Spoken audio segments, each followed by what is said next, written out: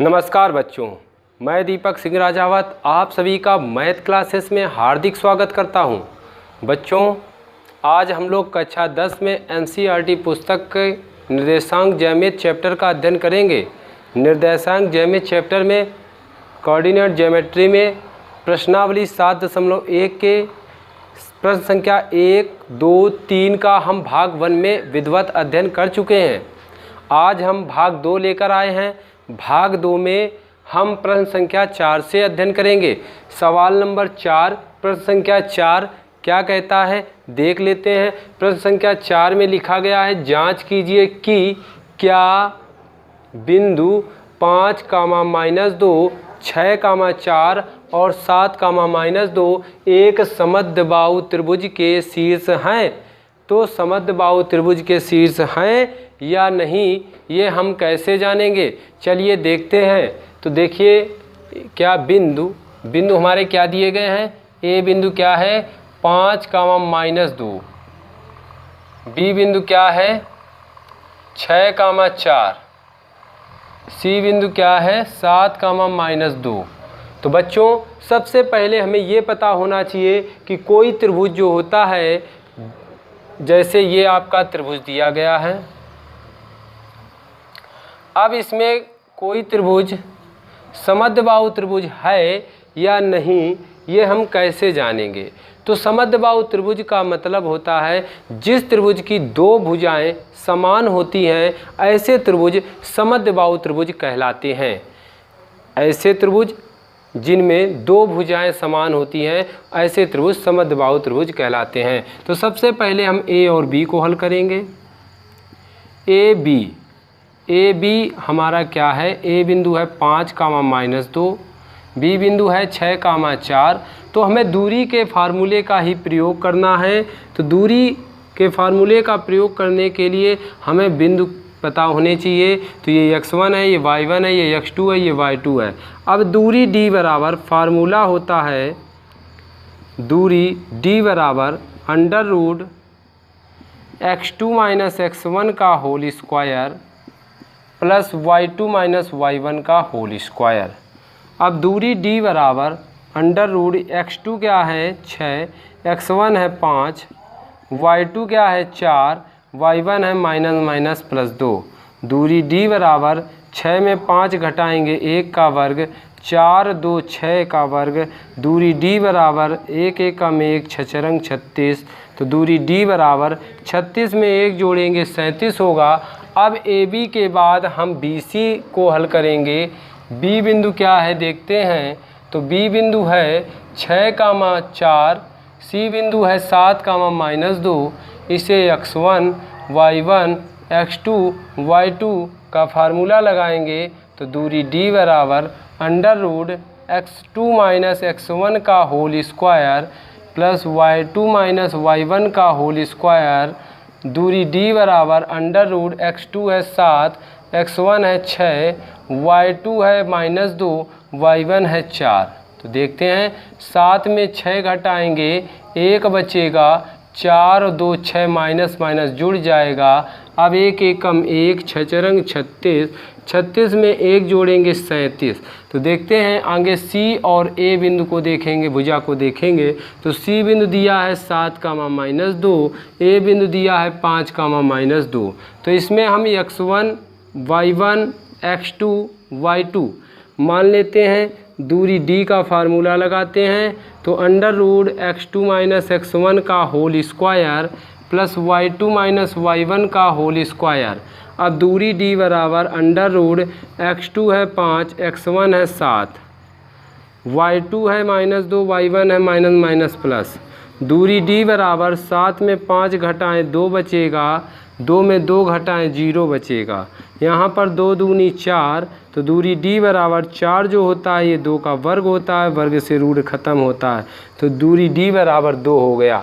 अब देखते हैं बच्चों, देखिए त्रिभुज में 3 भुजाएं ए बी बराबर बी सी बराबर सी ए। तो जो ए बी है वो बी सी के तो बराबर है। क्यों? क्योंकि इन दोनों की वैल्यू √37 और √37 है। लेकिन A B is not equal to C A. क्यों? क्योंकि ए बी और सी ए की वैल्यू समान नहीं है। तो इस त्रिभुज में दो भुजाएं बराबर हैं, अतः यह समद्विबाहु त्रिभुज के शीर्ष हैं। समद्विबाहु त्रिभुज के शीर्ष हैं। समद्विबाहु त्रिभुज के शीर्ष हैं। तो बच्चों आपको सवाल नंबर 4 समझ में आ गया होगा। अब हम चलते हैं सवाल नंबर 5 की ओर। चलिए बच्चों देखते हैं सवाल नंबर 5। सवाल नंबर 5 में क्या कहता है देखते हैं। लिखा गया है किसी कक्षा में 4 मित्र बिंदुओं ए बी सी और डी पर बैठे हुए हैं। किसी कक्षा में 4 मित्र हैं, किसी कक्षा में 4 मित्र हैं, बिंदु ए बी सी और डी पर बैठे हुए हैं, जैसा कि आकृति में दर्शाया गया। देखिए बच्चों आपकी पुस्तक में एक ये आकृति बनाई गई होगी। इस आकृति में 4 बिंदु बैठे हुए हैं, 4 मित्र इन बिंदुओं पर बैठे हुए हैं। चंपा और चमेली कक्षा के अंदर आती हैं। चंपा और चमेली 2 मित्र हैं, ये कक्षा के अंदर आती हैं और कुछ मिनट तक देखने के बाद चंपा चमेली से पूछती है कि क्या तुम नहीं सोचती हो कि ABCD एक वर्ग है? चमेली इससे सहमत नहीं है। दूरी का सूत्र का प्रयोग करके बताइए कि इनमें कौन सही है। चलिए बच्चों देखते हैं इस सवाल को कैसे हल किया जाएगा। तो बच्चों सबसे पहले आप लोगों को पता होना चाहिए कि एक कक्षा है, उस कक्षा में 4 मित्र इस आकृति में क्रमशः ABCD 4 बिंदुओं पर 4 मित्र बैठे हुए हैं। तभी चंपा और चमेली नाम की 2 मित्रों का या 2 सहेली का या 2 गर्ल्स का कक्षा में प्रवेश होता है और वो आपस में चर्चा करती हैं। क्या चर्चा करती हैं?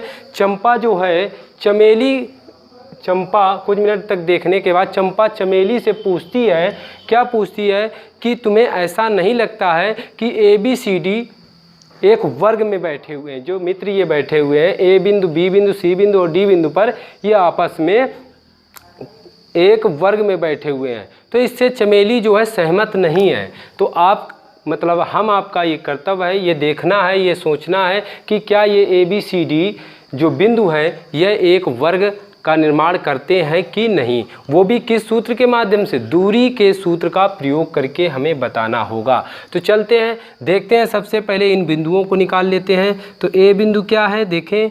A बिंदु हम कैसे निकालेंगे? देखिए A बिंदु ये है, तो यहाँ पर इस डायग्राम में इस चित्र में ये 3 है और इधर से 1 2 3 4 चले तो 3, 4। अब B बिंदु देखते हैं।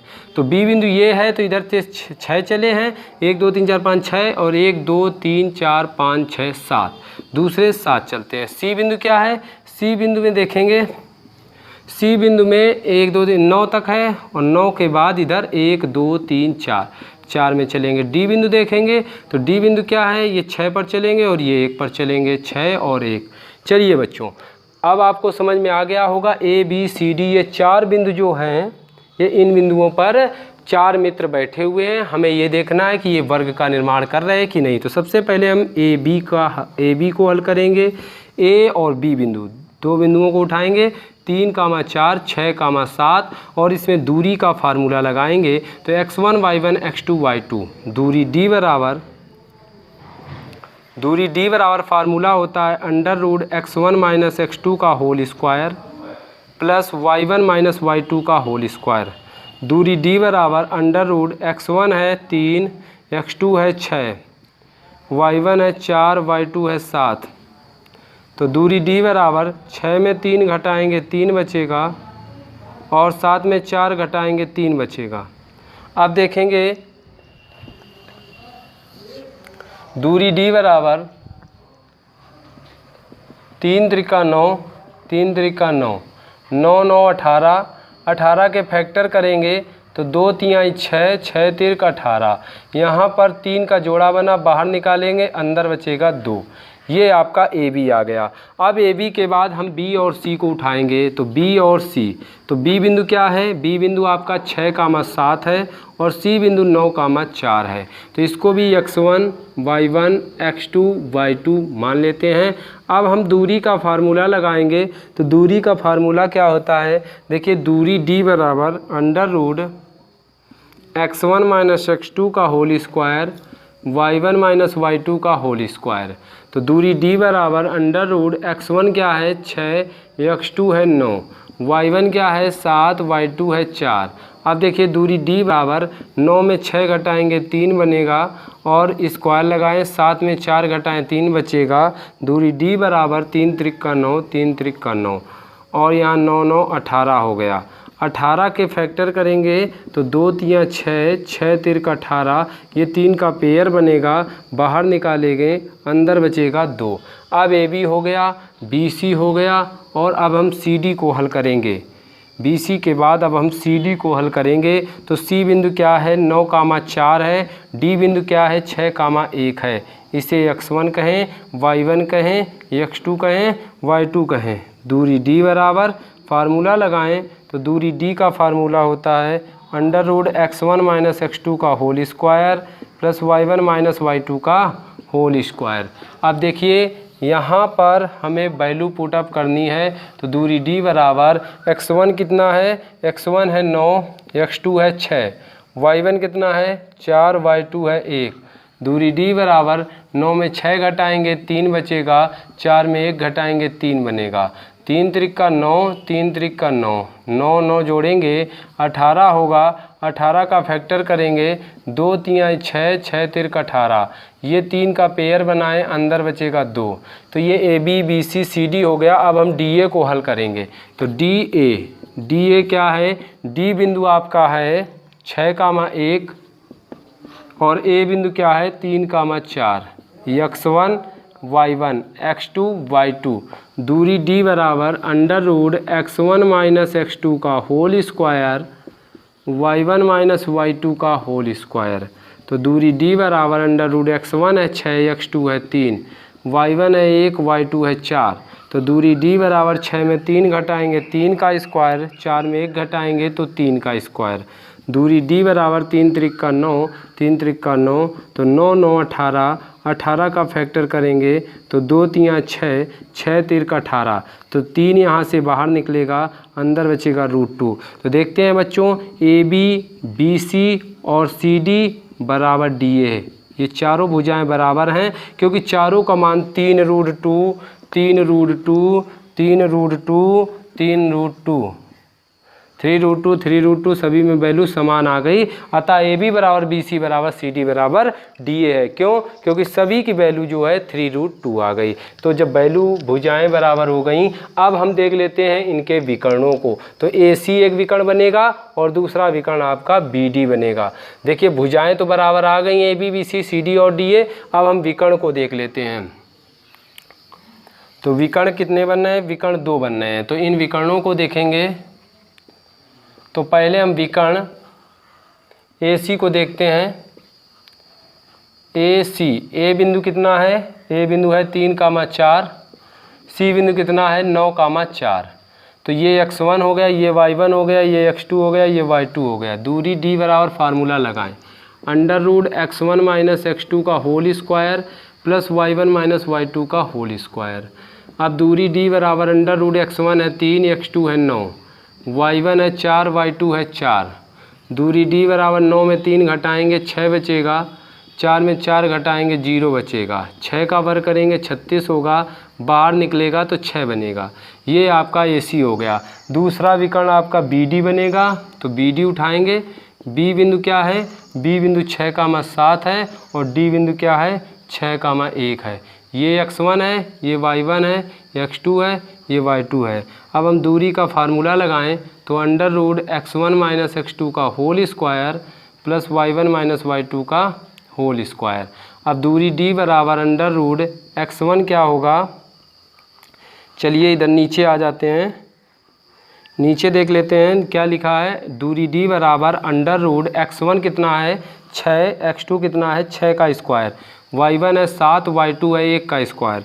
तो दूरी d बराबर 6 में 6 घटाएंगे 0, 7 में 1 घटाएंगे 6 का वर्ग, 6 चरंग 36, 36 जो बाहर निकलेगा तो ये 6 का पूर्ण वर्ग है, अर्थात 6 आपका बाहर निकलेगा। तो देखते हैं बच्चों, यहाँ पर आपका AC भी 6 आया और ये BD, दूसरा विकर्ण BD, मतलब विकर्ण AC बराबर BD, मतलब दोनों विकर्ण बराबर हैं क्योंकि इनकी वैल्यू दोनों की 6 सेंटीमीटर है। जब विकर्ण भी बराबर हैं, भुजाएं भी बराबर हैं, अतः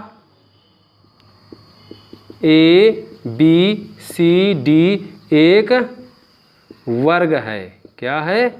एक वर्ग है। तो कौन सही है? चंपा चमेली से पूछती है क्या तुम सोचती हो कि ABCD एक वर्ग है, मतलब चंपा ने कहा ये वर्ग है जबकि चमेली इसमें सहमत नहीं है। तो चंपा ने कहा था वर्ग है, अतः चंपा सही है, अतः चंपा सही है।